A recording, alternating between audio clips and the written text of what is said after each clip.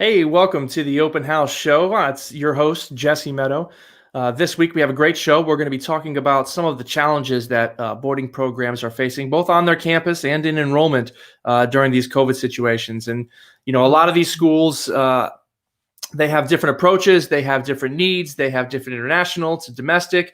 But today we're going to be talking with special guest Tyler Hart. He's at Villanova Prep in California, Villanova Preparatory School. So we're going to bring him on now, see what his perspectives are, and have some dialogue that hopefully everyone will find interesting. So here we go. Hey, Tyler, how's it going? It's going well, Jesse, all things considered. Thank you very much for having me on today. Of course, sunny California. Glad to be talking with you. Had a little bit of a late start today, but that's perfectly in line with your day over there. Was it just after lunch there? Yeah, just had some chicken wings and fried rice for lunch today. Dinner is, the dining hall is a little bit different than usual, but we're excited. We just finished our first week of in-person learning last week. And yep, it's a wonderful 84 degrees outside. Oh, you can't complain with that. We had a cold front in Florida move in, so now it's in the mid 70s, and I've got some pants on today instead of shorts, and we're getting into the winter months, unlike everyone else getting snow. Yeah, totally. I hear you on that one. The evenings in October and November, they get cold, but we still have our sunny days, to be sure. Awesome. So you've been at Villanova Prep, correct me if I'm wrong, over a decade, right, in different roles? Yeah, I want to say this is year number 16. Wow. I started as a math teacher. I taught Algebra 2 and pre-calculus for 5 years. Did a lot of different things in those 3 years. I was the student activities director and handled the student council. I was chair of the math department for about a year and a half. And then I moved into admissions in fall of 2010. So that summer was my transition. Okay. And yeah, been in admissions ever since. So, that's a long time still in admissions. What are some things that you've seen, at least maybe in your area, in as far as admissions is concerned, like how things have progressed, how things have changed? What are some experiences you've had over that long span of time? Yeah, it has been interesting. For us, we're a day and boarding school with about 200 students, and on the day side, the fares have completely been eliminated. All the schools who hosted them in our areas essentially said nobody's coming, and so we're not going to do with them anymore. There are a lot of work for 4 families to show up, and more schools than families are showing up, and so we have had to really pivot and focus on-campus events, and which has worked out quite well for the residents because with boarding, you have tours coming through, and if you're able to really advertise, we have a STEM day, we have an international day. It felt like when we were really clipping it at a pretty good pace, we had something every month or so that we were advertising, that we were offering, so that families, if they're going to invest into travel, then they would be able to align themselves to something special that highlighted our campus. Okay, yeah, that's great. That's great. There are definitely some strategies that are admissions is changing around just to deal with the situations that we're all currently dealing with right now.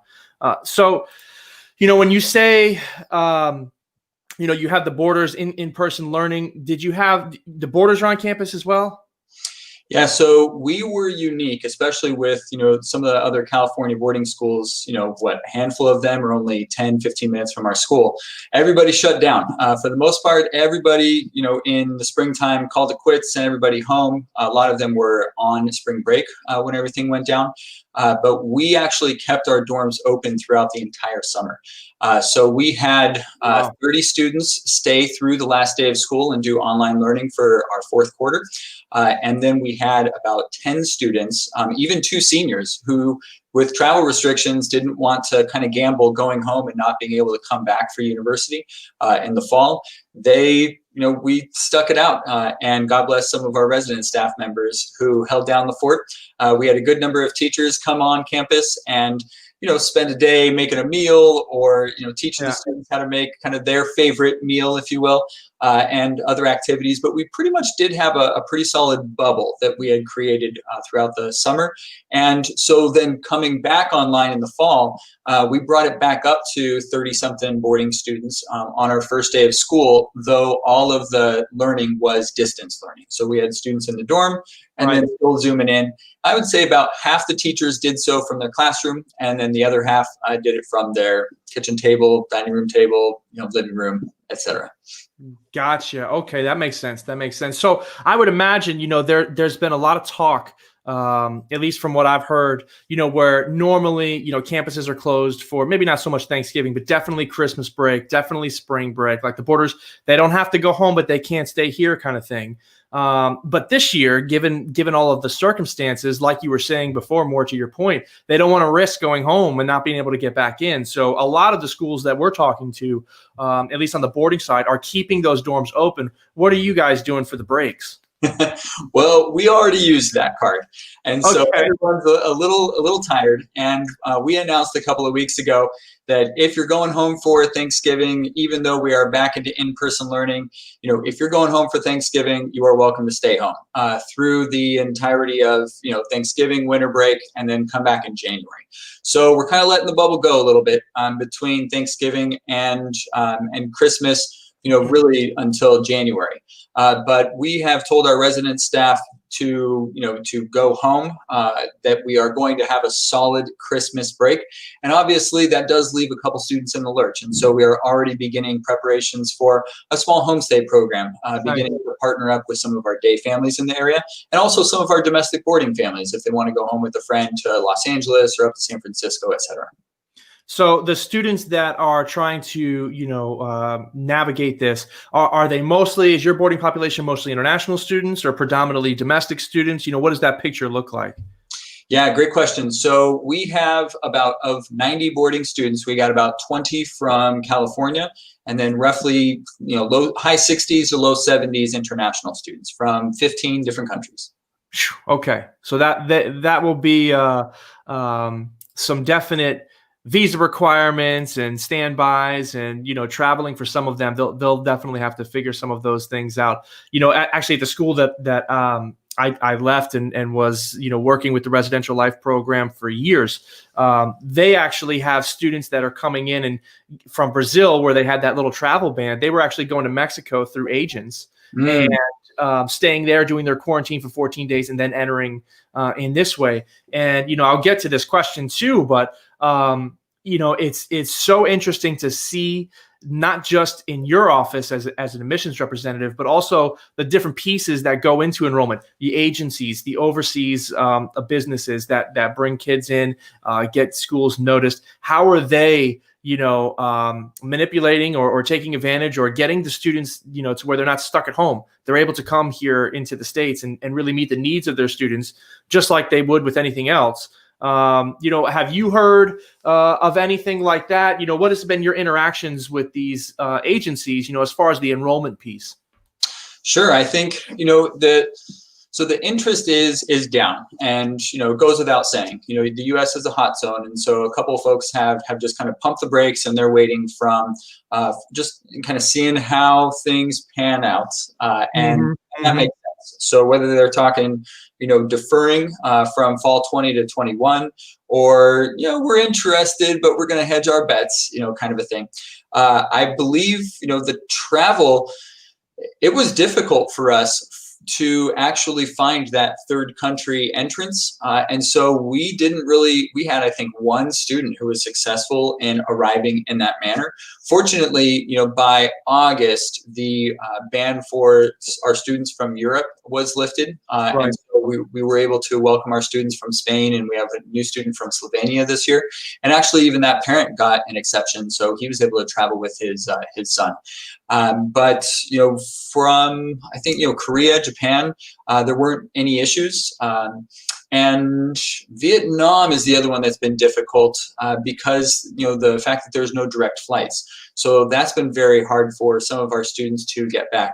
And so we're making do. Our teachers have actually answered the call with night classes. And so they're meeting up with our students who are stuck in time zones around the world, with, a 4:30 here in California is 8:30 in the morning. And then as well as, I think it's a 6 o'clock start time. So like an hour class, half-hour break, and then another hour class.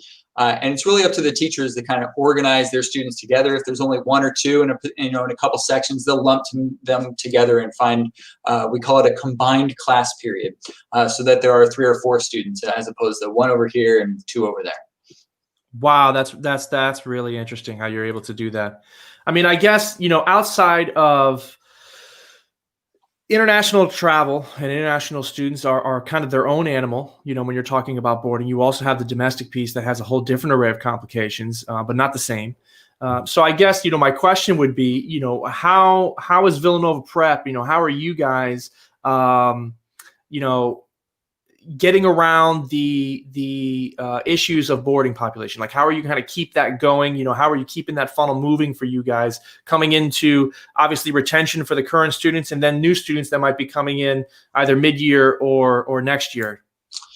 Yeah, I think it all comes down to partnerships and collaboration. There's a good number of boarding schools here in California, close to 20, but there are 10 of which we are a part, have really banded together a number of years ago just because of the physical proximity between Los Angeles and San Francisco. And so, for many years, we had already collaborated on tours for consultants, international agents, placement counselors at some of our feeder schools. And we had a come y'all in the spring where there were 15 or so consultants. We'd hire a minibus and split all the hotel costs. They work their way from Los Angeles up to like the Santa Cruz, Monterey area, and then folks would continue on if they so chose into the Bay Area, San Francisco, and usually fly out from there. And so we pivoted virtually. Starting in May, we had a California boarding school kind of tour and seminar, just really honing in on weekend activities, boarding school life, how are we responding to, the COVID-19 pandemic, and really trying to instill the safety and safe, healthy, and mental well-being of our students. And so we've done 2 of those events so far. As a Catholic boarding school, there's the Catholic Boarding School Association, CBSA, and we have an event in a couple weeks for that.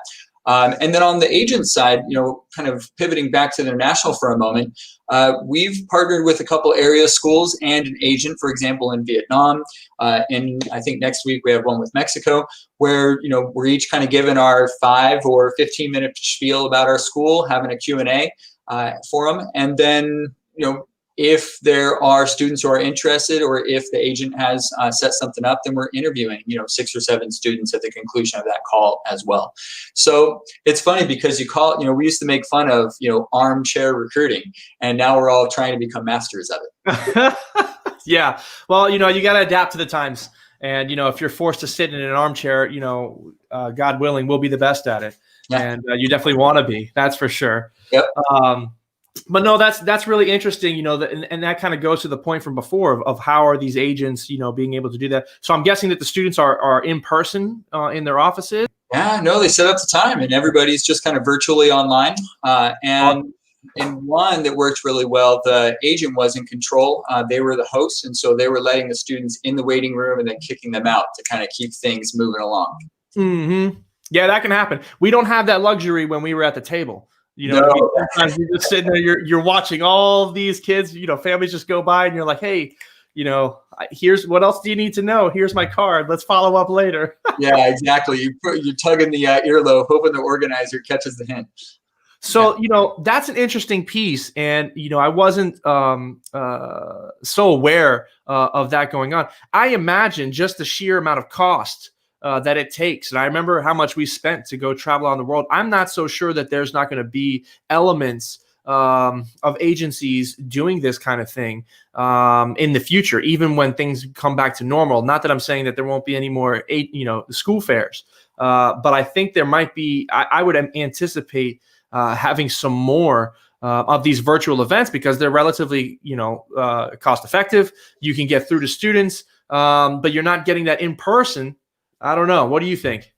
Well, I would say yes, but, I want to say this, it feels like it was probably 6 or 7 years ago, an association that shall remain nameless, tried to really break into the virtual fair world. And it was with resounding crickets. There wasn't anyone who was in the room, the virtual room, so to speak. And we've seen that on the physical fair side. Sometimes it's gangbusters, and you walk away with, you wish you had that, second or third inquiry pad to fill out because you ran out of materials. And, other times there are more schools than families in the room. And that has definitely been the case with the hit or miss with our events this year. There are, sometimes, when you advertise something or, you think that by taking more of a content approach and talking about a particular angle, it's, maybe going to bring more of an interested audience, as opposed to, I think everyone's sick and tired of the virtual open house or the virtual tour. You know what I mean? Yeah. And so what is chapter 2? What is chapter 3 of that conversation? And, sometimes you get, 75 show up. I think we've had with the California boarding schools, 200, 400 on a call. And then other times there are 4 who are on the call. And the fortunate thing is, while it's live and you may be disappointed that you're only talking with 8 people, it's, you're able to record it and then send it out if someone has that question about athletics, college counseling, IB, robotics, what have you. So now at least it's part of your digital library moving forward for maybe someone who lands on your radar a month or 2 from now. Interesting. So, on the enrollment front, especially since you've been doing this, over a decade, where do you see the opportunity coming from next? I remember when I was there, we were always looking, where's that next market? Who's up and coming? Where is there going to be this influx of students coming to the States? You had your usual suspects, but then there was pockets that changed. When I was in boarding school, Japan was huge, and now China is huge. So that kind of thing comes and goes. Now we're experiencing COVID.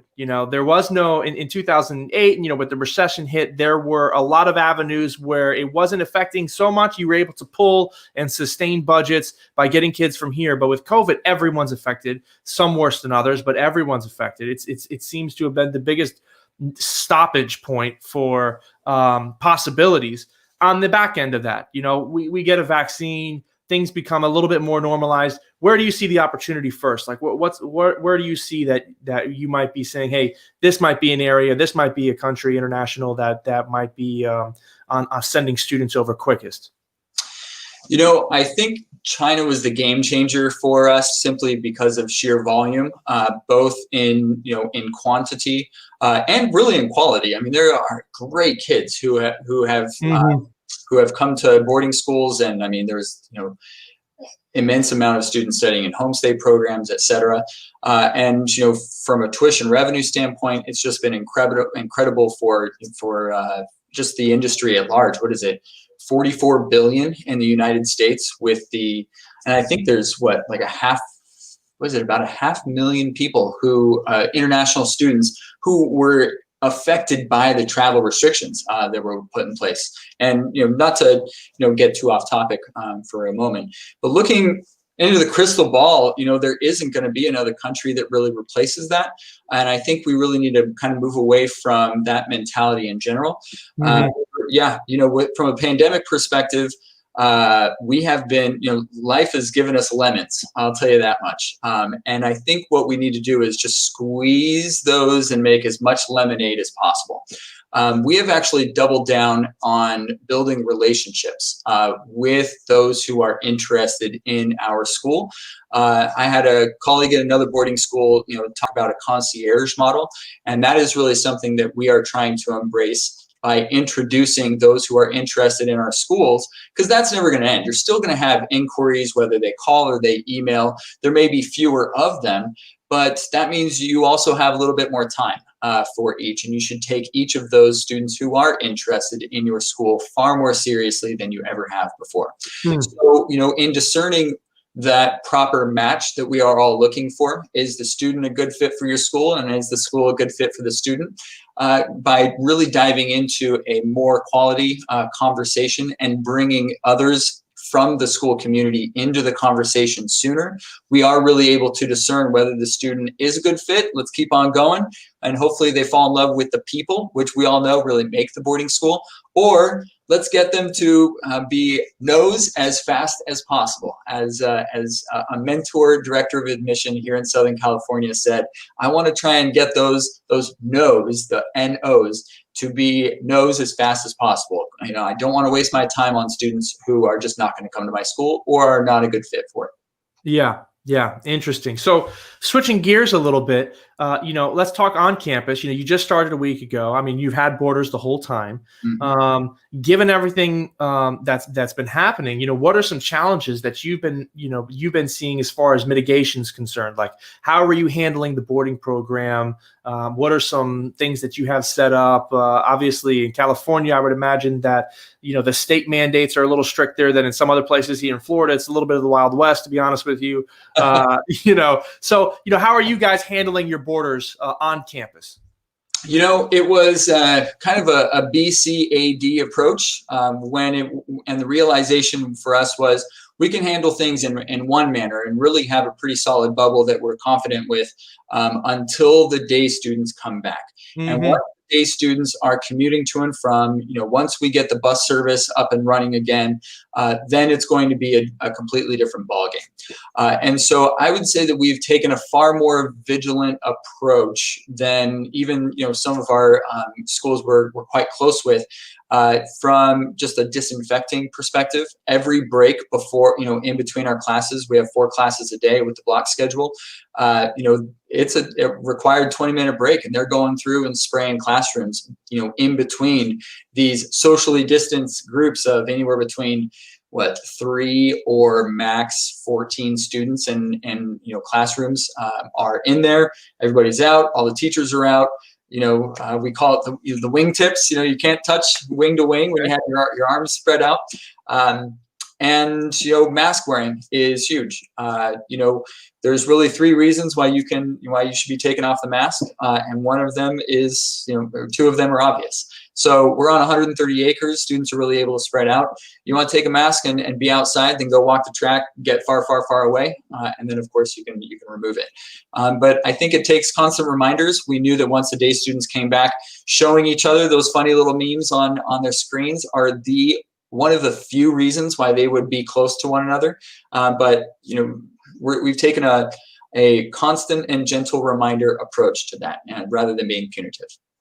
And, I have to say, I've been surprised. I mean, I shouldn't say surprised. Working with the students, they always showed, resiliency in different ways. Sometimes it was against you as the dean, and then sometimes it was for you. But in this case, I said this on the last show, the kids that I've been hearing about, the schools we've been talking to, they really just want to be on campus. They really want to interact with their students. They know and remember what spring was like, not being there, being fully virtual. And by and large, from what I've heard, they're really just, taking the kind reminders, but they're doing their best to take it seriously as much as a teenager could, so that they don't lose any opportunity to be around their friends. And exactly that. I think, in your and my lifetime, we've never had society, that, the students clamor and desire to go to school. We've all experienced kind of summer, the dog days of summer. It gets a little bit longer and you're like, okay, I could be ready for this to start up.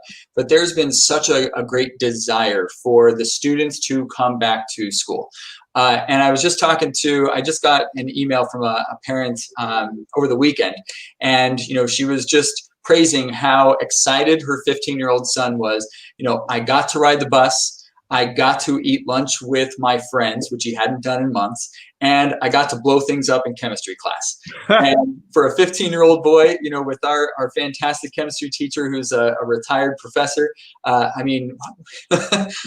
if there were 3 ingredients you'd call the recipe of success of a successful school day, I guess we hit all 3.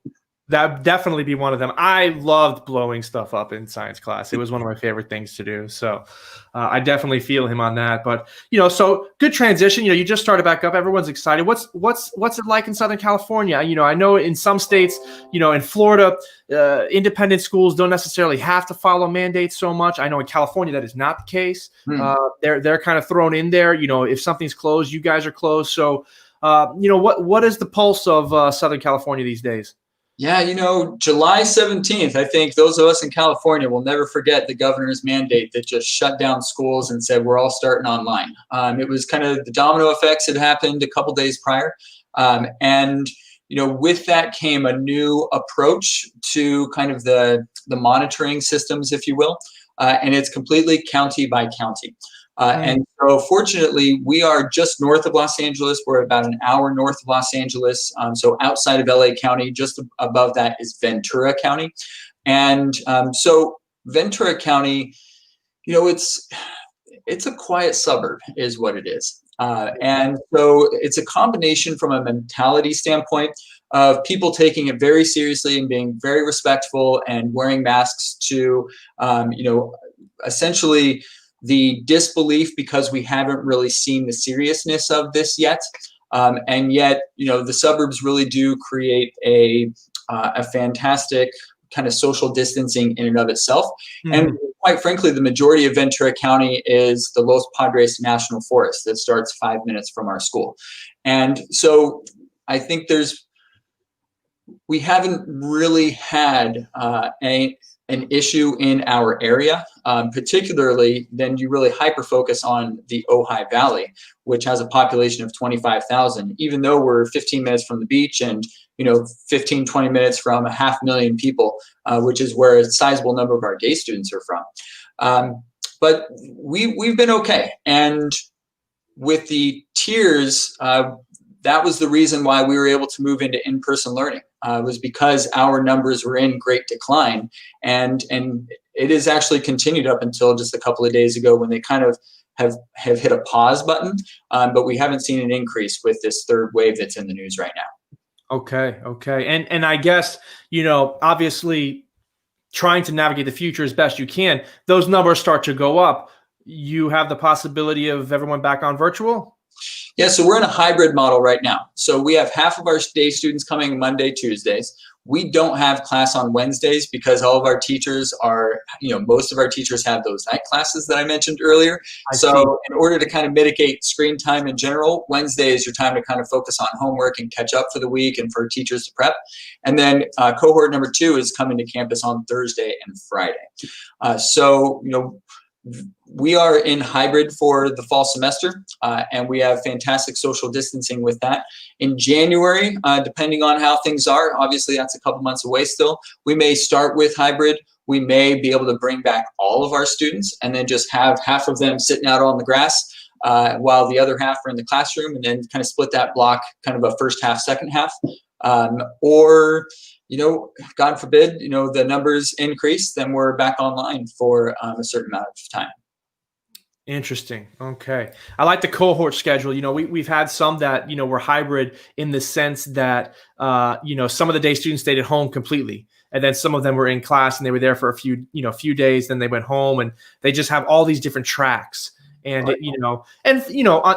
on one end of it, you look at it and say, as a college preparatory school, like you're trying to get them ready for that next level. That's quite common, even pre-COVID, to have schedules like this and, to give them that flexibility. For a teenager, it's going to be hard for them to navigate, but with the support that independent schools have, that individual attention, those kind of things, you can still be successful with such a unique high school experience, I guess, in this way. Yeah, I think virtual has been adequate, and yeah, you're right. I think with the small school environment, the independent school mantra, we have really focused on not just the students' academics and providing a lot of grace to make sure that they are doing as well as they can, all things considered, but also from the social emotional aspect as well, because let's not forget that at the end of a Zoom call or a video chat, you end that thing and the student is still by himself in his bedroom, and he has been for months. And so to have that check-in and to really spend a lot of that, some of that classroom time, not on math, not on history, but on how's everybody doing today? Let's break out in the Zoom room so we can have some personal one-on-one, FaceTime, if you will, just to make sure that everyone's, got a little bit of sunshine in their life. Absolutely. That's actually an interesting point. There have been a huge emphasis on the mental health of students and trying to get them through that, and that's all the way up to college. Schools investing in that kind of thing. How have the counselors, the health counselors, or even the teachers? I remember. It's great that a lot of these schools have all these health counselors and they're always available and you should feel comfortable going to them. But I remember my experience in independent school, like you had those one or two teachers that you just had that personal connection with. And while they might not be the professionals, they are the safe space that you kind of go to. So, how are the health counselors dealing with this virtually over at the Villanova Prep, and in part the teachers, like you said, taking that time with the students and saying, hey, how are things going with you? How's that been working out over there? Yeah, so fortunately, we actually were introducing a new class this year called Seminar. And it was a complete rebuild of our school day because our students have 7 classes this year. They have 8. And Seminar is that 8th class. And so we had partnered with Project Wayfinder out of Stanford University to really kind of serve as that curriculum for the social emotional well-being of our students. And I think Getting Things Done for Teens is another book that the counselors have brought in. We've always had as part of our curriculum the 7 Habits of a Highly Effective Teen. But to have a dedicated seminar class during the school day for the students, some of the work asynchronous and others obviously synchronous. But it's really been something for the students to just pause and not think about their academics, but instead think about, how are they personally doing right now? How are their friends doing? How are things at home? As well as, maintaining a sense of focus on the future and the light at the end of the tunnel. Yeah, definitely need to focus on the future. I mean, that is all teens do anyways. And when that starts getting bleak and unknown, that's where things can get, really lost on them when there's not sense of that light at the end of the tunnel and perspective to keep that light at the end of the tunnel. But even the addition of conditioning for sports, I mean, in California, all of our sports seasons got pushed to January, and fingers crossed that we're going to be actually able to compete at some level. But just the fact that the students were able to come to campus for 1 hour, socially distanced, see each other, and get some exercise. I think was something we were able to instill about a month ago, and it was a game changer for a good number of students who parents had kind of said the smiles are few and far between, but now they've got a little bit more life in them.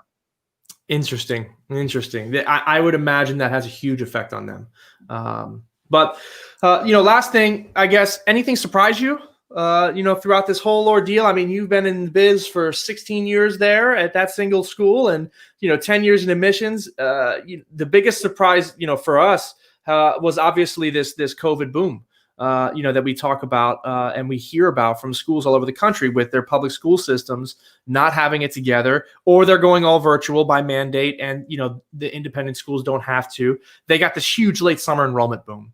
And, it's not all schools, but that was probably the biggest surprises that we've heard. But, what about you? Anything you saw that might be something surprising that came out of all of this? Man, well, I think so. From the COVID boom perspective, we did get a couple of students both on the day side as well as the resident side. But when I mentioned July 17th earlier, that really was, that put the kibosh on any of the interest, because it was like, okay, well, they live on campus, but you're still going to be zooming into the classroom that's 300 yards away. Like, yeah, right. Yeah. Man, I think I've been caught saying on more than one occasion, every week is a new adventure. And it feels like every week there is something to be nimble, to be flexible. We talked about resilience, and now we don't have time to talk about resilient. We just are, because we have to be.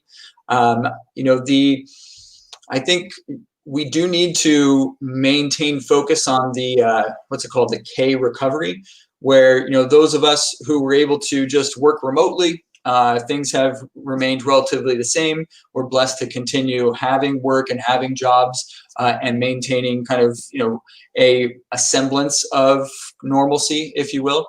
But then there are, we're blessed, for example, with the iPad program that our students have, and it's not, the 5G network or 4G network. So, Wi-Fi, connected to the classroom, the transition for us was seamless. But we do need to pay attention to the greater good.